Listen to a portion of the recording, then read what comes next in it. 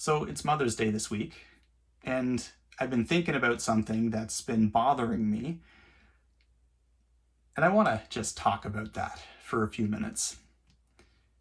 So every year, Mother's Day comes around, and there's numerous examples of people celebrating motherhood publicly. We often hear the common phrases about how being a mom is the most important job, or how the hand that rocks the cradle rules the world. Overall, we uphold the values of motherhood and we emphasize the importance and our own love for our own mothers. And these are really good things to do. But for a while, every year as I hear these things, I'm just bothered by the fact that I think we're quite hypocritical saying these things. It's not that these things are untrue. Everything I said is true. Mothers are incredibly important. But the problem is the way we act implies that we don't really believe it. Because if we believe something to be true, it should influence how we act. And in light of that, I wonder if we even have a right to be proclaiming the immense importance of mothers, given that we don't live it out all that well. It's a bold claim. There's a number of ways I could try to provide some evidence for it. But I want to start with something that actually brought it to attention to me this year, which was something I caught myself saying. I have to confess. I'm lucky enough that I'm a dad, and I have an incredible wife who primarily stays at home with her kids. She only works part-time. Immense blessing. Can't be more thankful for that. So when I'm at work, oftentimes people will ask, what does your wife do? And trying to express my gratitude for her, I'll often reply, she stays at home so that I can go to work. And then I started thinking about what that statement implies. And I asked myself the question, does my career serve my family, or does my family serve my career? Because in saying that my wife stays home so that I can go to work, implies that her taking care of our children is fundamentally ordered so that I can go out and work and make money and have a career. And there's 2 points of concern I have with that. First of all, that's a backwards way of thinking, and it goes against everything that I believe. And secondly, given that that goes against everything I believe, how the heck did I start saying it? What happened that I took on this way of thinking and am now expressing it to other people? And I realized in this that, I hope unconsciously, I've been taking on the message of our society. Because the way we've structured things seems to imply that we think the family serves the economy. If we look at the Western world and how we have pushed things in the last couple of decades, it seems to imply that we see the family as little more than a factory to produce more workers. That probably seems a bit harsh. I guess I'm making a lot of bold claims today. And right from the start, I'm willing to concede that I don't think this is how most people actively think about things. And I think if you presented this way of thinking to people, they would rightly reject it vehemently. The problem is, again, the way we act and the society we've created and the things we've pushed forward imply that that's what we believe. Growing up, I had a stay-at-home mom, and I remember her getting disrespected for her choice to stay home with me and my siblings rather than go and have a career. She was often called just a mom. I've seen this sentiment softened, but still play out with my own wife. I've seen people tell her that, oh, you're so smart, you could just do so much more. Oh boy, that says a lot, doesn't it?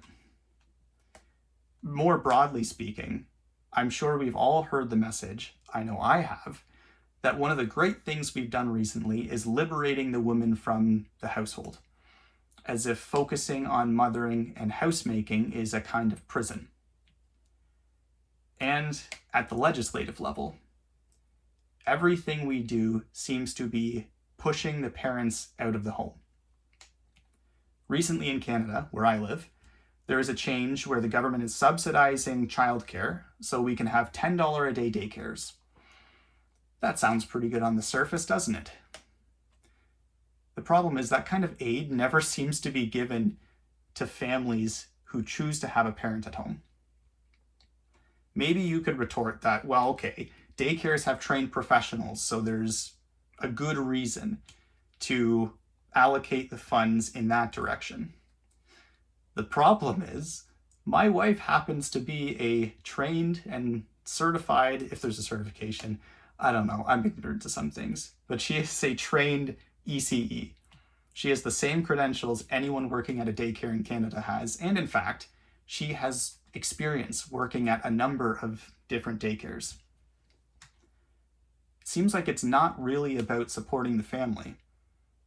It's about supporting the family in one particular way that we want them to move. And that movement, as I said before, always seems to be to make parenting more expensive and to make institutionalized childcare cheaper. And this has led to the situation we see today. I mentioned that I'm incredibly lucky that my wife can stay at home with our kids. And that's a terrifying reality, because I realize that most people can't afford that anymore. For the average family, it is way too expensive for them to have either of the parents stay at home with the kids. That's terrifying, because that is not the way we used to live. That is not the way we used to order our society. We should be making things cheaper for parents, and we're not doing that. Economics aside, it seems to me there's an underlying issue here, and that's that we've reduced the human being to less than he is. And in so doing, we've degraded motherhood at the same time. Starting with the human being. We're not just another animal. We are not here one day and gone the next. And our primary objective in life is not just surviving as long and as comfortably as possible. Because human beings don't simply die. Our bodies do, but we have an immortal soul that lives on forever. We don't cease to exist. And when our bodies do pass away, we're destined for one of two outcomes. To paraphrase Lewis from his absolutely phenomenal essay, The Weight of Glory, every single human being will either end up so glorified and illuminated and made so perfect that if you saw them, you'd be tempted to worship them, or they would be a creature so turned in on itself, twisted and hollowed out, that if you saw them, you'd think yourself in the worst possible nightmare. That's what the human being is. And in that context, we see how incredibly important mothers are. Because to take care of a child is not to raise a future worker, but it's to nurture a person who will either be forever glorified or forever damned. And every single action we take towards these tiny, beautiful little creatures is pushing them in one of those two little directions. There's nothing more high stakes than raising children, and mothers play a role that no other person can. To be more specific, mothers play a role that fathers can't. Mothers give up their bodies to bear children. They suffer greatly just so that they can have a chance at life. And after they're born, mothers continue to give up their bodies in ways that fathers cannot. Mothers sacrifice themselves to nurture and love and care for their children. And beyond all that, there's something about a mom that just creates a sense of care and love and safety for their children that fathers can't provide. When my kids fall over and hurt themselves, as loving and caring as I try to be, as much as I want to pick them up and give them a hug and a kiss and do whatever they need to make them feel better, they want their mom. They want their mom. Because she gives them that comfort and love and warmth that I can't. In sight of all this, is there any doubt that to be a mother is one of the most incredible things a woman can do? And if you see that as an insult or somehow degrading, I guess we're just looking at things completely differently. Because going back to my original question, whom serves whom, career versus family, the answer is incredibly clear to me. My career serves my family. That's the way it is, or at least the way it should be. And I can go a step beyond that. My career only means anything because of my family. I go to work and I stare at spreadsheets, or I fill out paperwork, or I sell chunks of steel, while my wife is at home feeding and caring for and loving our children. The thing she is doing is so much more important than the thing I'm doing. It's not even close.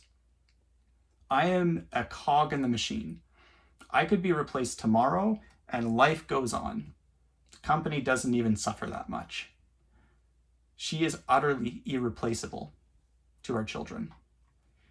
They could not simply have another mother aside from her. And to lose her would be to lose something for life. Who cares if I go and make money every day if it isn't providing the means to allow her to raise and love and care for our children? The proper order of things is career serves family, because people are more important than the economy. So, as we're celebrating Mother's Day this year, can we please slow down and seriously think about the incredible role of motherhood? And can we let that recognition actually change us?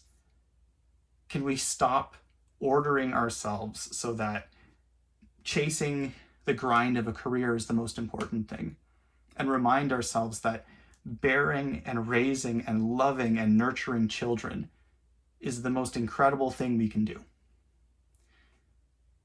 Because honestly, it's really easy to get things messed up. I do it all the time.